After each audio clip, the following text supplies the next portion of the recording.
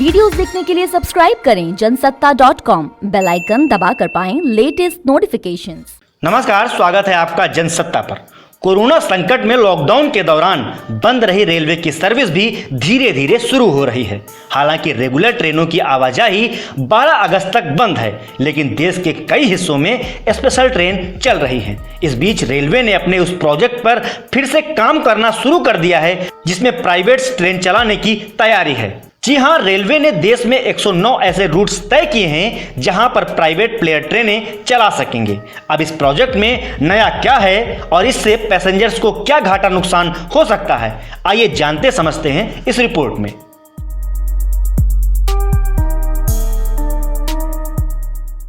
तो ताजा अपडेट बुधवार की शाम का है। इसे रेलवे के निजीकरण यानी कि प्राइवेटाइजेशन से जोड़कर देखा जा रहा है।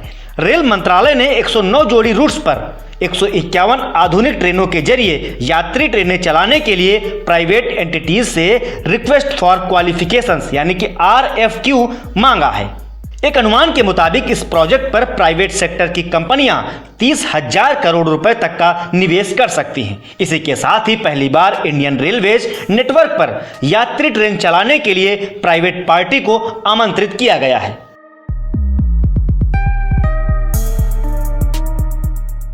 आपको याद ही होगा कि पिछले साल देश में IRCTC ने पहली प्राइवेट ट्रेन चलाकर निजीकरण के इस इलाके में कदम रख दिया था।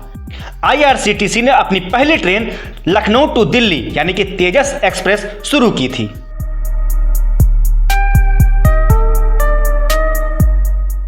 एक 109 जोड़ी रूट इंडियन रेलवे नेटवर्क पर 12 क्लस्टर्स में होंगे। हर ट्रेन में कम से कम 16 कोच होंगे। इन रूट्स पर चलने वाली सभी ट्रेनों की अधिकतम रफ्तार 160 किलोमीटर प्रति घंटा होगी। रेलवे ने यह भी कहा कि इन मॉडर्न ट्रेनों में से अधिकांश को मेक इन इंडिया के तहत भारत में ही बनाया जाएगा। फाइनेंसिंग, प्रोक्योरिंग, संचालन और ट्रेनों के रखरखाव की जिम्मेदारी प्राइवेट एंटिटीज की होगी।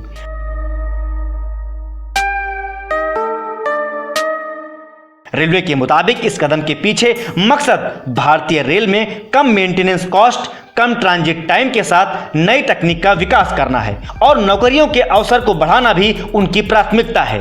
बेहतर सुरक्षा और वर्ल्ड क्लास ट्रैवल एक्सपीरियंस उपलब्ध कराना रेलवे की जिम्मेदारी है।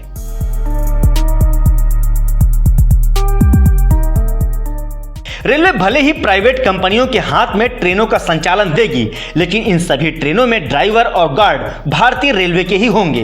रेलवे ने कहा कि वह 35 साल के लिए यह प्रोजेक्ट प्राइवेट कंपनियों को देगी।